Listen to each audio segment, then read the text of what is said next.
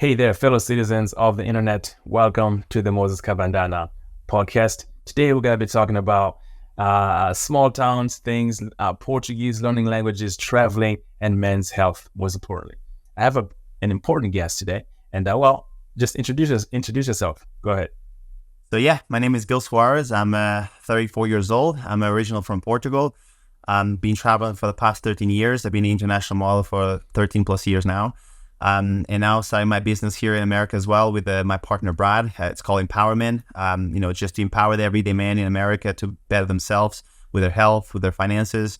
It's been a journey coming from a small town in Portugal, very small village. 900 people when I left in 2010, 2011, and go from there to New York, which is a huge change, just experience, especially not knowing and not speaking English. And now speaking 4 languages. So, came a long way. Wow. Você sabia que eu falo português também? Yeah, sim, falo português. Okay. Awesome. So what are the 4 languages that you speak?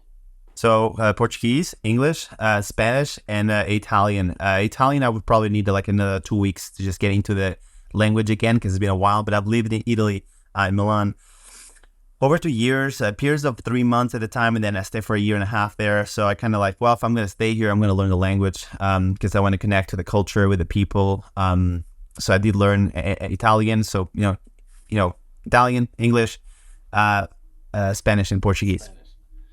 Okay, I'm trying to get Italian under my belt, but he'll be difficult. How did you learn Spanish? Spanish for me is I feel like it's probably the easiest to learn because Portuguese and Spanish have a lot in common. The funny thing of all is that we understand them, but they do not understand us, which is very, very interesting. But, some of the words are very alike. So if you speak Portuguese, you obviously can catch some of the Spanish. And then because, again, I live in Madrid as well. I've been I've been in so many countries in Europe. And I used to be at 3 months at a time. So I'm if I'm going to be here for 3 months, I want to learn a language. I want to, engage with the culture. And also is a great thing, speaking multiple languages. It gave me some sort of achievements since I couldn't finish school. I left school at 14 years old. So I'm learning some languages is something that in the experiences, I feel like it's very valuable. I wouldn't change anything.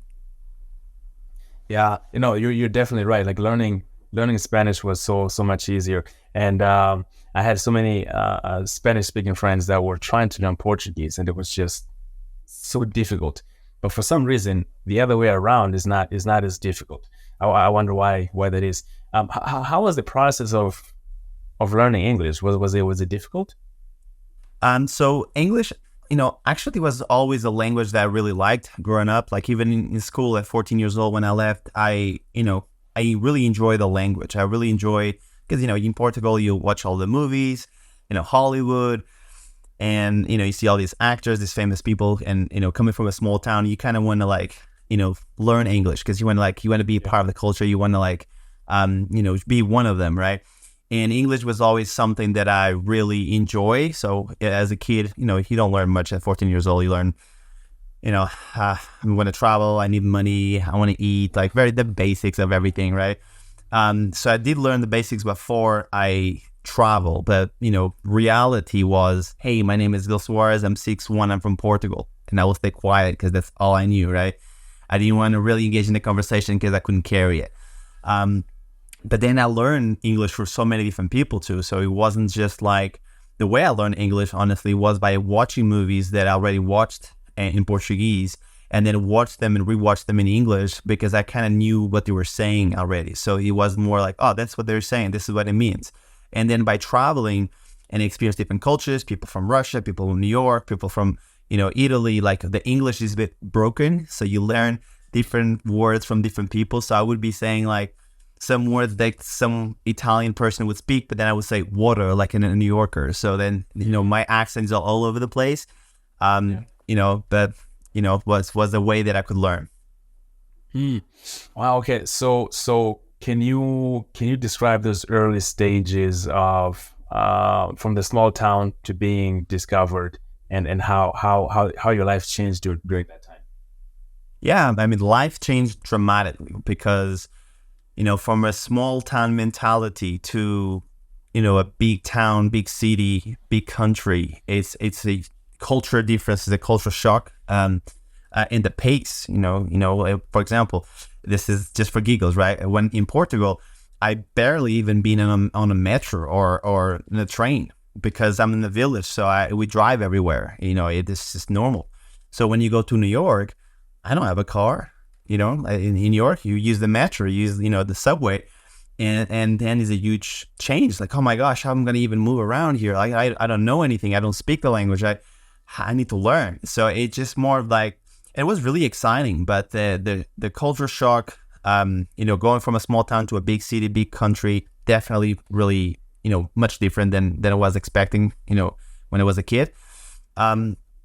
And also being by yourself, no support system, right? Like, it's not like I have my family with me, my cousin, my brother, or someone that can come along with me and support me to the journey, whether it's financially, emotionally, or, just some pep talk. Hey, you got this, you're on your own. So that makes you grow. That makes you become a different person because you have to step up. No one is going to come to help you. So you literally have to become a different person. And how old were you? I was 20 years old. Okay. Wow. And then so you get discovered into modeling, correct? Correct. Okay.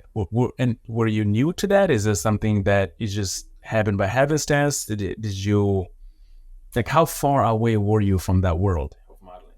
Really far, as far as you can be. Again, I didn't know anything. I didn't know anything about the job. When they say you want to become a model, it's like, cool, but what is that? What I have to do? Like, will I make money? It's like, maybe.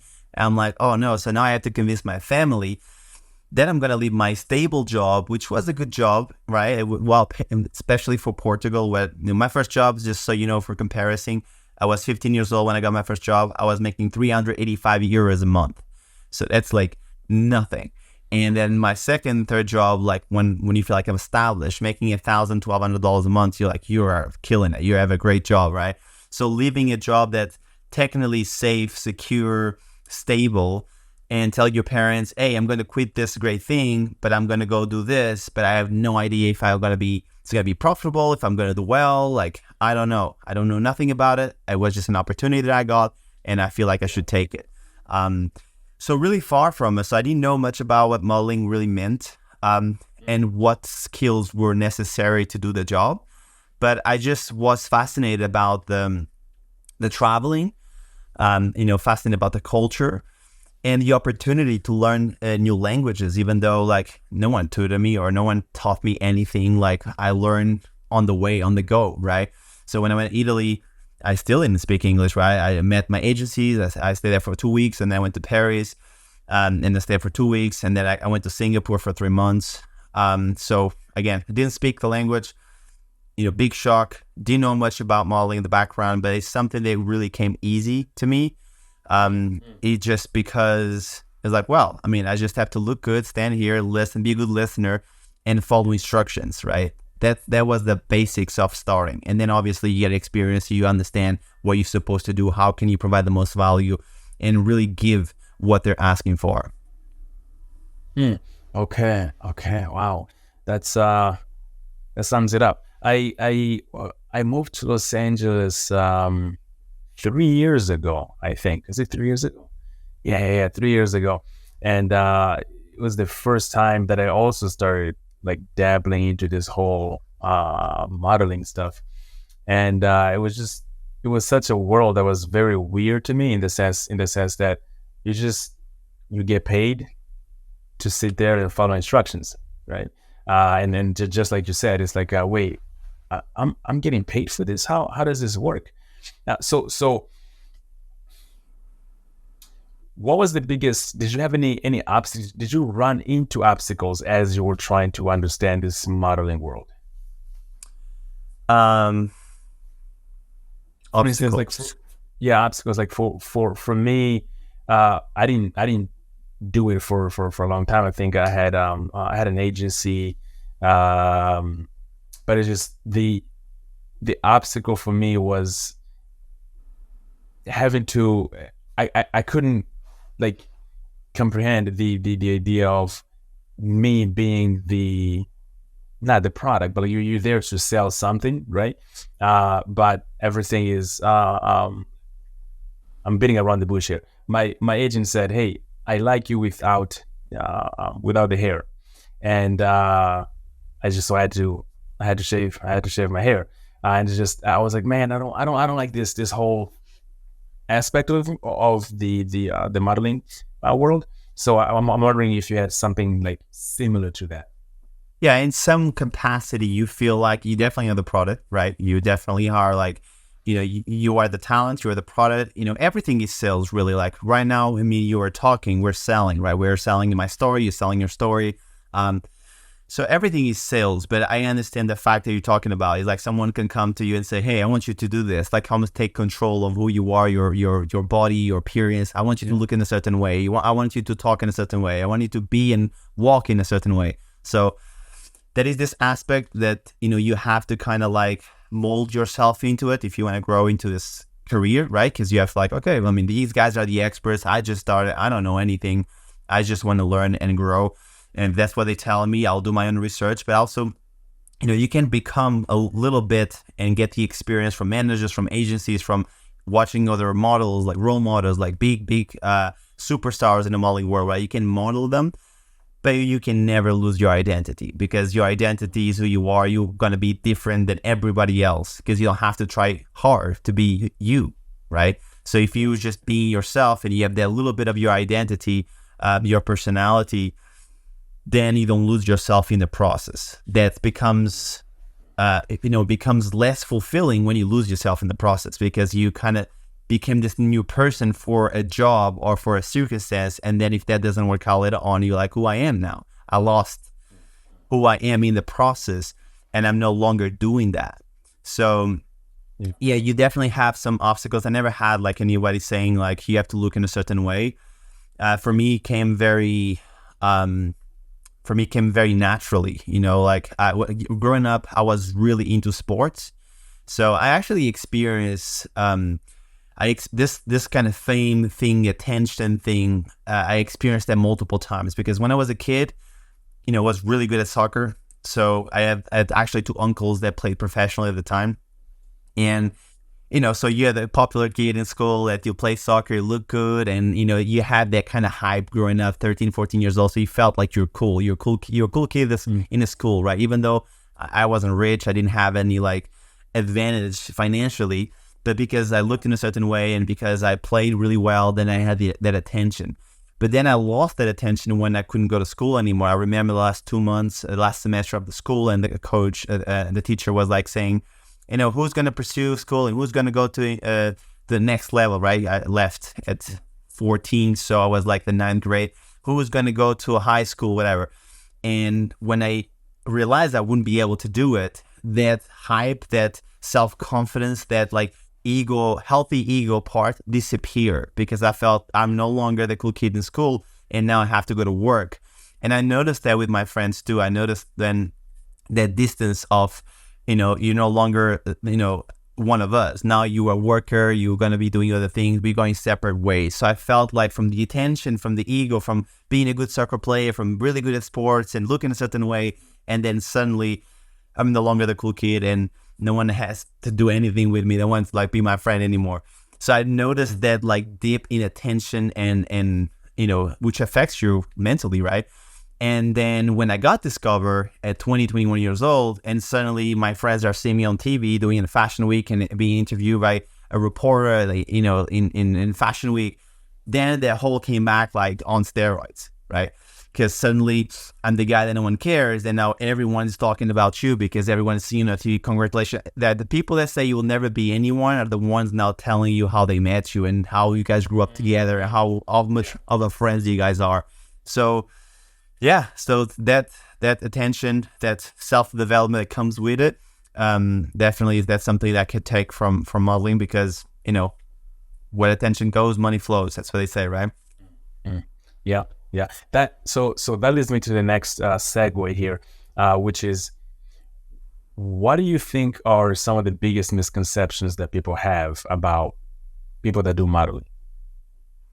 Well, one of them, which is not really wrong, but it's definitely wrong, is like models are dumb. That's not really, like, people say models are not very smart. They will use their looks, and in some capacity, I can understand that because, Right.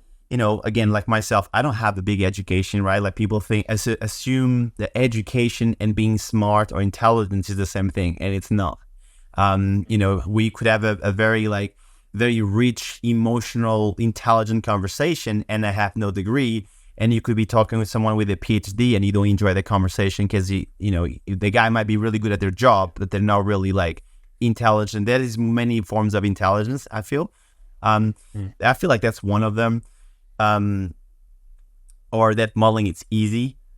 I just said I just have to stand there and listen, be a good listener, and kind of follow instructions. But that seems easy. But then when you are on a spotlight, you have to perform. You're still a performer. You're still an entertainer, right? People are booking you because of your presence, of your energy, of your aura, what you bring to the table. You couldn't go so far because the way you look, but then that's not going to get you. So what's going to get really far is your personality, your aura, your energy, what you bring to the table. So, and that requires, work. That's not easy as it sounds like. Yeah. No, I'd like to think that it's like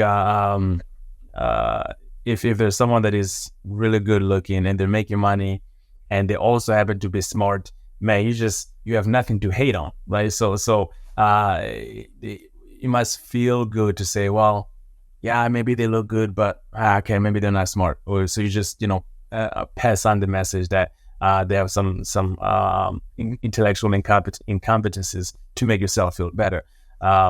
It might be one of those low blows, so to speak. So a little tangent here.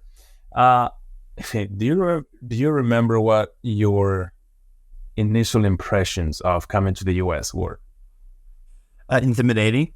That's definitely the first one. I remember being on the border and people like, what are you going to come here for? Like, what are you going to be doing? Where are you going to leave? Who you know here? And, I feel like especially come from a different culture where, if you go to Portugal, people are very friendly. They're very welcoming. And when you come to America, it feels like very intimidating. Like, hey, here, this is the best country in the world. Like, we are better than everybody else. Like, you follow my rules, and you feel a little bit intimidated. But then coming to LA or New York, it feels exciting. It feels like, whoa, this is the world is a lot bigger than I thought it was, right? Especially coming from such a small village, the impact is even greater. It's not like if you grew in New York and then you go somewhere else and you're like, yeah, this, you kind of like experience that. It's nice. The culture, the buildings, the architecture is great, but it's not like the impact. They're like, whoa, I'm in Times Square. This is a lot of people. There is more people in this 100 meter square feet than my whole village. You know what I mean? Like, it feels that overwhelming energy. But it felt exciting. It felt intimidating. But it felt like this is what big things happen. Like, it feels exciting. And in Los Angeles, the exciting aspect of it was, wait a minute, I'm hearing Spanish, I'm hearing Mandarin, I'm hearing all these other languages, all in this like relatively small space. And when I was in Lisbon, it was the same. There's just people from all over the world, and they're all in Lisbon. Just a lot of young people are, at least when I went there, 2019, was it 2019? Within the last 3 or 4 years, and they just have all these young people from all over the world moving to Lisbon, just doing life. I was like, wow, this is really, really exciting. So you get picked up, you start modeling, cheaper, your life starts changing, and how did you get onto this path of men's health, men's kind of changing your life as a man, particularly, not distinguishing that from just being a good person or a healthy person? Why particularly men? Like, how did you get on this path of that? So for me, I could tell you that started really early. And the reason I say that is it's because of my mom. I felt like the health aspect come from my mom first, because I didn't want to see her struggle or be unhealthy, or, I wanted to provide more. I wanted to, if I knew what I know today, I think I could have helped her more. So I always felt like if I can't do for her what I wanted to do anymore, I want to do this for other people. And I didn't really train or help just men. Actually, mainly I trained women before. Don't know why. It was just the people that gravitated to me. And just later, like a year and a half, I felt like that there is this big thing going on where men are no longer being what men is supposed to be like. I felt like the masculinity, the aspect of, being, driven, that masculinity, that thing that's missing. Because when I think about my grandparents or all my friends back home, their masculinity is very present, that the way that people speak and they carry themselves. And I feel in the last year and a half, that's been something that's been really like changing. I feel like, America, it's needing that masculinity to come back. It's needing that, that powerful thing that men have. And then we start focusing more on men. And then by helping 1 and 2 and 3 men, it's just a purpose. Like when you find someone that's 60 pounds, 70 pounds overweight, no confidence, not healthy, borderline pre-diabetic or diabetic already, and who knows whatever other underlying disease because of, heart problems, because of the weight that you carry. And then you come and you tell them like day one, what do you want from this? Like, do you really want it? Do you want to lose weight? Do you want to better yourself? Do you really want these things? And the guy says yes. And then you can actually go through that transformation together. For me, start giving me purpose. An example, we have this month, we launched literally a month ago, right? I think 34 days ago. And going through the process, we gather like 4 or 5 people, a case study, because we want to I know what I can do. I know what I can guide you in mentoring and bring you results, but you still need to do the job, right? You still need to, it's a 50-50. I can give you all the tools, but if you're not working for it, you will not get the results, like anything, right? And when you get these men, their self-esteem is very low, they're overweight, they don't feel good about themselves, and suddenly, I'm telling you, I believe in you. And maybe that sometimes that's all you need, is someone to believe in you and guide you and give you the tools that you need to achieve your goals. And when you see that person transform from being that guy that's not confident, doesn't feel good about himself, becoming a guy 3 months later with 50 pounds lighter, where their health is in check, they're no longer pre-diabetic, they feel like they're better people, they're fathers, better husbands. That, for me, gives me purpose. And I start to become very driven from it. I'm like, wow, this is a lot of impact it can have in someone's life. It's not just losing the weight, he's who that person becomes. And this is what I tell everybody when they start now. In 3 months from now, 90 days from today, you will be a different person. I can guarantee you, if you really want this, you will be a different person. And sometimes they don't understand the concept. But when they are midway, 45 days in, they already are different people. They recognize, I look different, my body composition is different, I carry myself different. People look at me now differently because I look better, because I'm speaking different, and that changes everything. That changes the way you talk to people, how you carry yourself, your self-worth, and you feel proud of yourself. What is really self-esteem is the promises you make to yourself, you keep them. Because if you say, tomorrow I'm going to get up at 5 in the morning, I'm going to go for a run, and then tomorrow you don't, what's going to happen? You're no longer going to be trusting yourself. You're going to think less of yourself because you're not saying or doing what you said you will do. Yeah. Have you noticed any, not noticed, but do you approach coaching men differently than you did when you're coaching women? I'm a little harder on men because I feel like they can take it. Women have a different kind of thinking, but I don't think I would change that much in terms of approaching what they do and stuff like that. Yeah. But men definitely sometimes need a slap in the wrist and like, let's get your shit together, man. Like, this is the time. Yeah. You have to get yourself together because no one's going to come here to help you. This is the best opportunity you probably ever going to have. You have a team of people that are helping you become what you want to become. So take it seriously. It's your health. Doesn't matter how much money you have or how good you are with your career. If your family doesn't look up to you, if your son doesn't look up to you, like we had actually a person that their kid said, like, I don't look up to my dad because he's not healthy. That's damaging. That's damaging, you know. So you're like, wow, I'm not doing this just for myself. I want my kids to look up to me. I want my kids to be proud of me. And that fire. Yeah, and again, all comes, that's why I like to interview people in day one, because their why they're doing it, why they want to lose weight, why they want to make more money, why they want to become a better, that's really important, because I know exactly who's going to succeed. I know it right up into day one because of their why. If their why is big enough, they will get it. They will find a way. So yeah, I don't want to say I will be that much different with men than women, but definitely with men, I'm like, I can relate, because with a woman, you can say whatever you're saying, but then it's like, well, I feel this way. Well, a woman's brain is different. The way that women make decisions is different.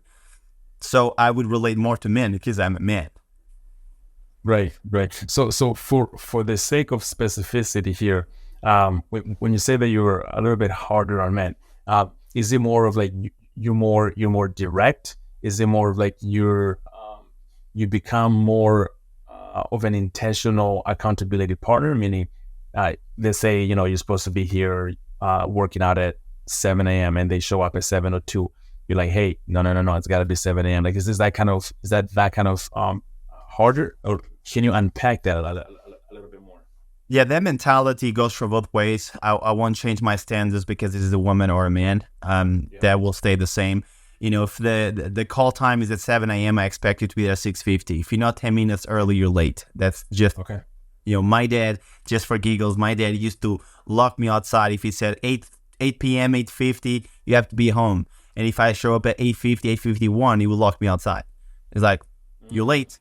It's like, but it was just 1 minute. It's a late, isn't it? Yes. So you're late. So that mentality carry with me, like be on time, and that accountability and like respecting someone's time.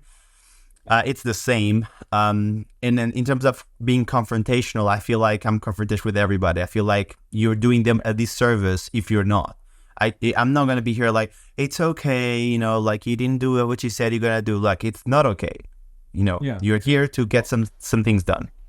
So with that example of, if we can extract some of the lessons from that example that you gave of your father, when it comes to coaching people, like, what is the importance of having consequences for failing to achieve certain goals? Like, is it, because I can already hear some people say that it's more punitive than actually helping the person. Although I do agree with there being consequences. So can you elaborate more on why is this so important to, when a goal is not met or when certain conditions are not met, that there actually has to be consequences? Why is that important? Well, it's really important because, again, like when we're talking about, for example, a 90-day transformation, right? And let's say you're like kind of like half-passing it, right? You're not going to get the same attention. You're going to get the same respect. It's just because, why should I give you more of me when you're not giving more of you? This is a mutual thing. I'm helping you. You want to be helped. If you don't meet me halfway, you're just not going to get the same as everybody else. It's just, what are you missing out? You're missing out on what you want to achieve. And then the days and the months and the years going to go by, and you're going to look back, and the worst thing you can happen is you regret. Regretting is the biggest punishment you could have, because it's like, I should have started this business. I should have lost weight. I should have. And then 3 years go by, and you see your friends and the people that said they would do what they said they would do, and they do it, and see them succeed. Success is the biggest revenge, isn't it? Like, when you see someone succeeding, like, I could have been there. I could have done that, but I didn't. So, like they say, the best time to plant a tree is 10 years ago. The best time to plant a tree again is today. So start today. Don't wait. You know, it's like, and this is the perfect time too. The end of the year, beginning of the year, people have new goals, new things they want to achieve. Do them. Stop talking. Start doing them. And doesn't matter what you have. I don't have any money. I don't have any resources. I know. I'm an immigrant. I'm from Portugal. I had no money. I didn't even speak English. So there is no excuses. And I'm not even like such a big example. There is other people that were homeless and now they're billionaires. So if a homeless person with no support, with no one to help them, can achieve such a big thing, you can too. There's a quote that I heard when I was a kid. I think it goes like this. It might not translate well in Portuguese. It's like, what if indemento é a ciência dos atrasados. So if you're always late to do something, like regret is the science of those who do things late, not do things late, like who always like, oh man, I should have done it yesterday. I should have done it the day before. I should have done it, but they still fail to do it now, right? So it is important to recognize when you have missed a goal, but at some point you actually need to to do something about it, right?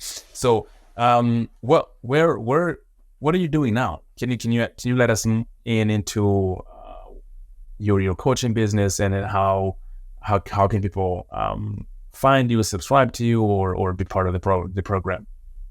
So yeah, we have an Instagram, empowerment.co. So that empowerment being the company, you'll see the landing page, the website, and everything there. That's where you can find me. We have 4 calls a week. So we have accountability calls, networking calls, health calls. Health calls being more my expertise. With we talk about nutrition, we talk about intermittent fasting, we talk all the latest longevity, any longevity tricks that people are doing now around the world. We bring like specialists, we bring doctors, we bring like anyone in the longevity space. So the health calls as well to provide as much value to our members. And then my partner Brad is in charge of the finances. So networking call, financial call, how to save money, how to make money is with Brad. And that's mainly what we're doing. So we have like, Zoom calls like this one where people can come ask questions and they have their accountability, which is the most important on Mondays. It's kind of like, this is my goals for the week. This is what I want to do. And then we have a crushing tab where people can input what they're going to do so they can be accountable to each other as well. Because now you made it real. Now you put it out there and now everyone knows that you said you're going to do that. So then that is the extra pressure. So that's what I do in my personal level. I do a lot of martial arts. I do a lot of other things in sports. I compete in jiu-jitsu. I actually just competed a month and a half ago for the first time. I started like last year, which I did pretty good. I competed on a weight above my weight, which was a mistake, but I still got first place and third place in Ogi. So it was still a great experience. Again, it was something I was kind of like scared to do because jiu-jitsu is pretty intense. You can break arms, dislocate shoulders, break knees, torn ACLs, all of that stuff. So yeah, pretty active, go to the gym every day. I want to be an example as well. I want people to look at me as a role model in terms of, my physicality, my way of living, my lifestyle, how healthy we are, because that's what we're preaching, right? Being healthy, taking care of yourself. So that's what I can find him on my personal Instagram is 10 Gil Soares. So 10 GILSOARES, 10 Gil Soares. And that's what mostly I post my modeling stuff, and some of the empowerment as well. Okay, so you brushed past it a little bit too fast. Can you re-emphasize why it's so important to have an accountability partner? So the reason I asked that is because maybe a week and a half ago, a friend of mine messaged me and said, "Hey, I wanna learn. I wanna be able to create videos, but I'm really inconsistent about it. I publish, a video here, and then I skip, 2 weeks, and then I post one video then." And so I said, "Okay, from here on out, for the next 7 days, I want you to send me a video, 11 a.m. every day for the next 7 days. Let's see how that goes." Right? And first day goes well. The second day, he missed it by a few hours. And the minute that happened, I was like, "Hey, we agreed for 11 a.m. every day. You just sent it at like 1 or 2 p.m. What's going on?" And we're now a week and a half into it, and we're still not exactly at 11 a.m. every day, but we're getting much, much, much closer. But that accountability of saying, "Hey, I know I'm your friend, but this is what we agreed on. It is really important that you stick to the thing that you agreed to." So I'm being accountable. I'm holding him accountable. Why is that so important? Well, we now know that information resources are not what bring people results, right? Because in today's, and right now, you could literally go to ChatGPT and find any answer of any question you might have. Google, right? YouTube, you can learn any skill, anything, anytime. So, and I actually experienced this myself too, because in the past, I have created like, okay, you want to be fit, you want to lose weight, these are the steps. You have to do this, and that. So I created a masterclass, a course, and I would try to either give away or have like a small ticket and just help people, right? And I noticed that a lot of the people would open it and maybe go through 1 or 2 chapters and no longer continue with the study material. That was one thing. And I'm like, okay, cool. So let me do this and add 1 call a month. Just to kind of check where you are. So that was the offering, the information, the resources, then 1 call. And then the success rate increased. I'm like, okay, so seems like me coming and guiding you and telling you where you are, where you should be, what you're doing wrong, what you should be doing right, seems to be more useful than the material, the content, and everything itself. Then the research came out that 95% of the people they had accountability calls or accountability support achieve like 90% of the time. So we now know accountability is what gives people results, because if it increases that dramatically, it's not about the information, it's not about the resources, it's not about the tools, it's about someone that you have to be accountable to. Because now they start feeling, well, on Monday I'm going to speak with Gil and I'm going to tell him that I didn't do this, that I didn't do that, and I'm going to feel bad of myself, and everyone is going to be on the call is going to realize I'm not doing what I said I would do last week.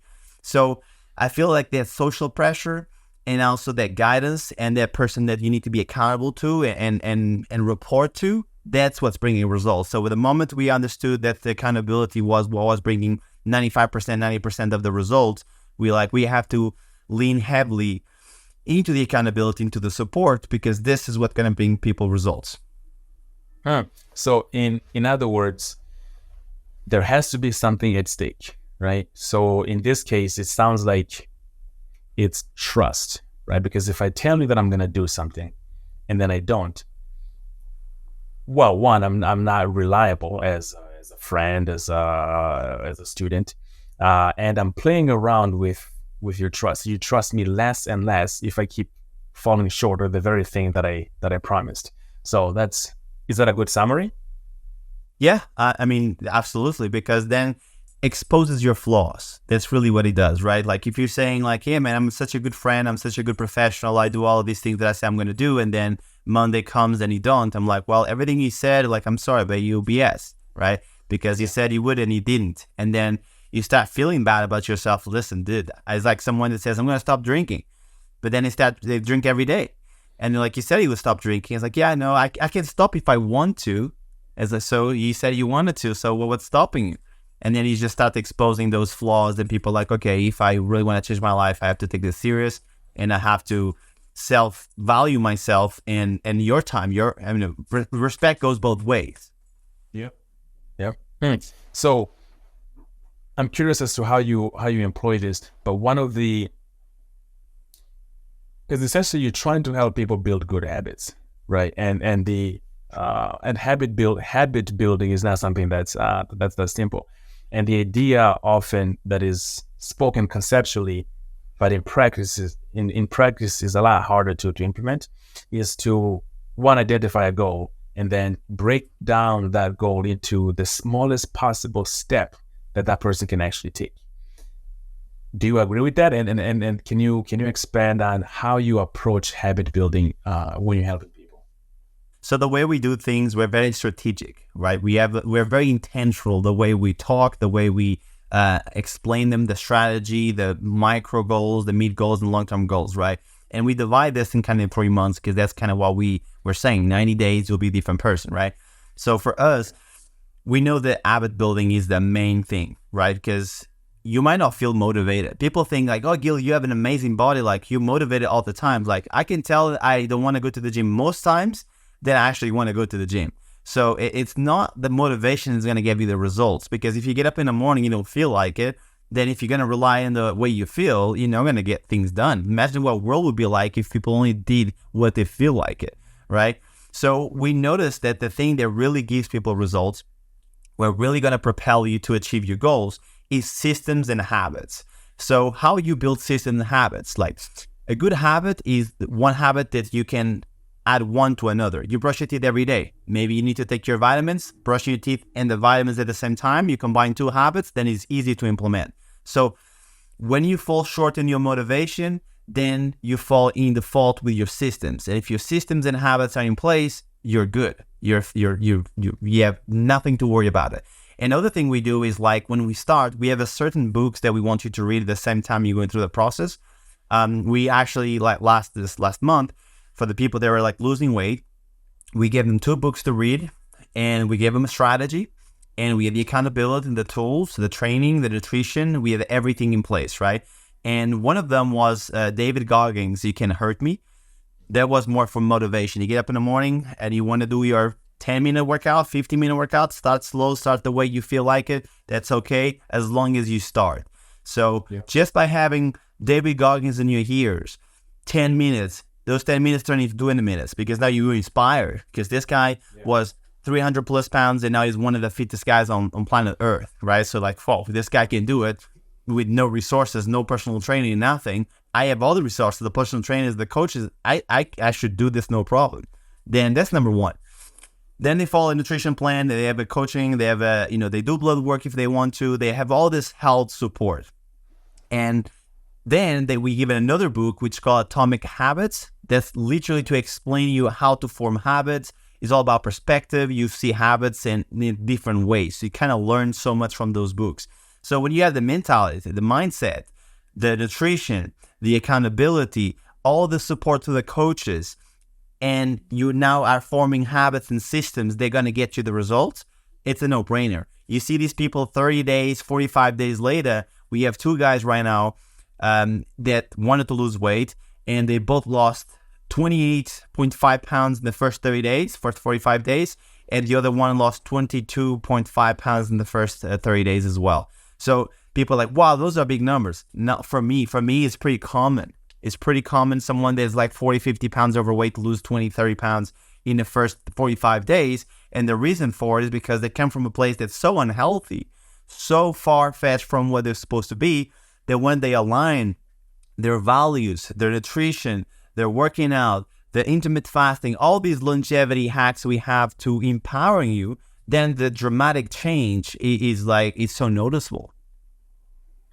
What do you have to say to the idea that whenever you go from one extreme to another in a relatively short period of time, it's often an indication that you need to slow down a little bit. So where I'm going with that is, if let's say you're 250 and you lose 50 pounds and you come down to 200 within, let's say 60 days, 2 months, right? The probability that you will go back to 250 is really high, because you haven't changed the habits long enough for them to be natural. So I guess the question here that I'm trying to pose is like, how do you make sure that the transformation, which is the goal here, is a transformation, is medium to long term and not just a short term transformation?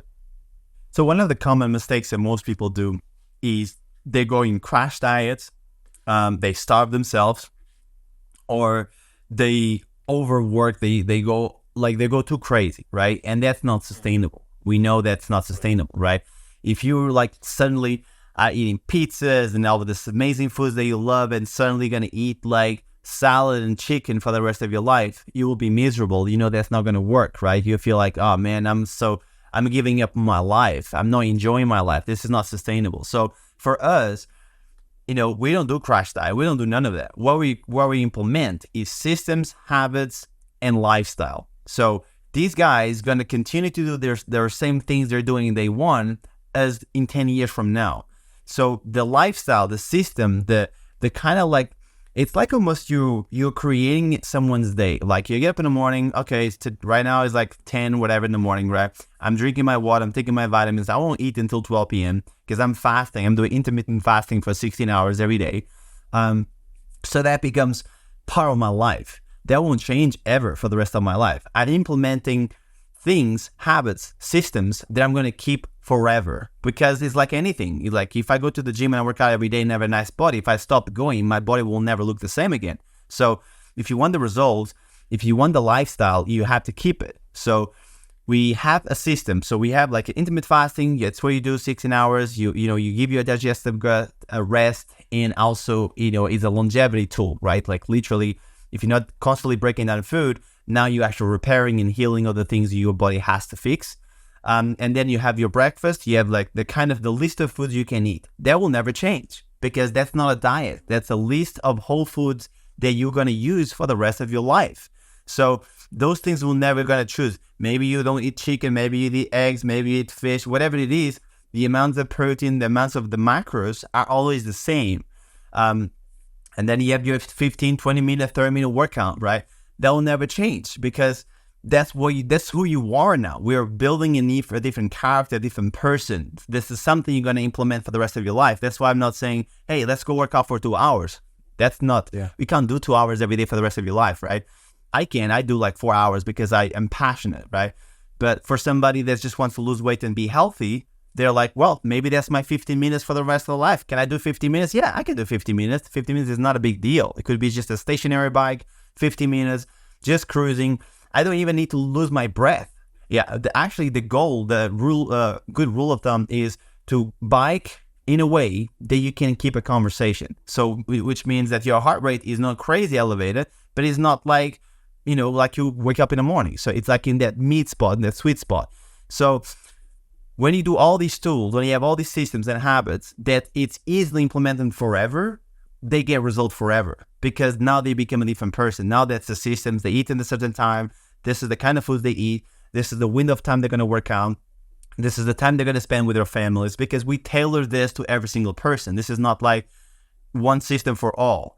We literally assess your life and say, okay, what time you get up? This time. Okay, cool. What time you go to work? Okay, this time. What time you spend time with your kids and your wife? This time. Okay, cool. So according to what you're telling me, this is the best time to eat. This is the best time to work out. And this is the best time to spend time with your family after work. And then we implement this in their lives. And when they use it for a month, 2 months, they become used to that system, to those habits.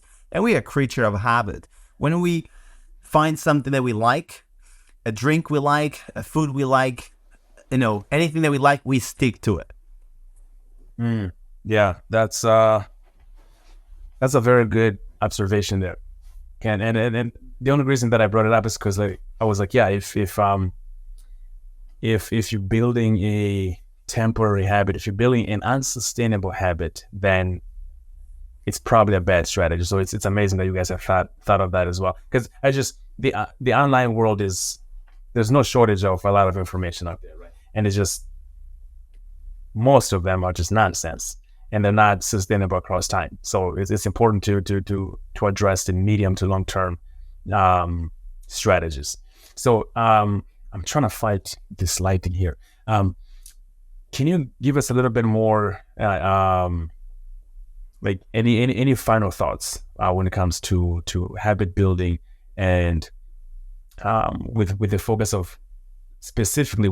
of making small improvements that have really, really meaningful changes across time? I'm gonna go reopen the curtain here, but I'm listening. Okay. So again, our motto, right?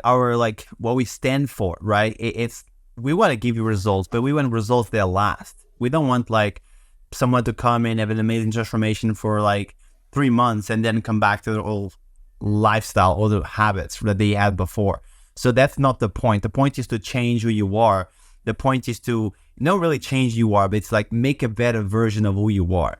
Because who you were before you start, you're no longer that person. And that's why I like to say to everybody, today, day one, this is the worst you're ever going to feel.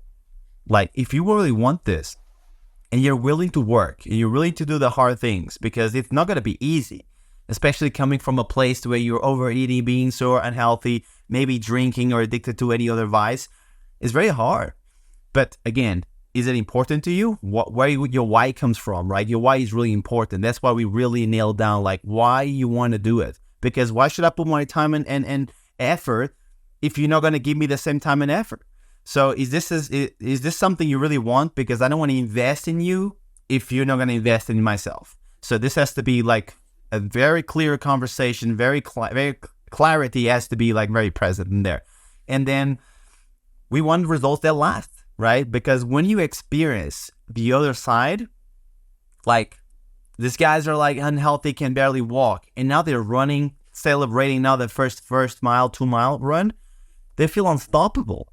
They're whoa, 2 months ago, I couldn't even walk to my driveway. This is I'm quoting what they're saying. 2 months ago, I couldn't even walk to my driveway. I would be out of breath. And today, I'm 30 pounds lighter and I'm running 2 miles. This is insane. And I'm like, this is just the beginning. This is just the beginning. If that's what you can achieve in 2 months, in 45 days, what can you achieve in 2 years, in 10 years? So we give them a sense of like something to look forward, like something to like, this is nothing. I'm just reaching the very beginning of what I can be. So again, just to resume all of this, if losing weight, if bettering yourself, being a better father, being a better friend, being a better husband, if that's what you want to be and do, self-development, this is definitely the right place to be, because you got to be around a community, like-minded. They want the same thing. They're going to push each other. It's like a tribe. This is like a group of people, a brotherhood. They care about each other. They really care about your success. And if you want it, you'll get it. This is the beginning of the rest of their lives, essentially. Gil, thank you so much for coming to the Moses Kabandana Podcast. You've brought amazing insights, and I'm happy that you came in here. I appreciate you, man. Same here.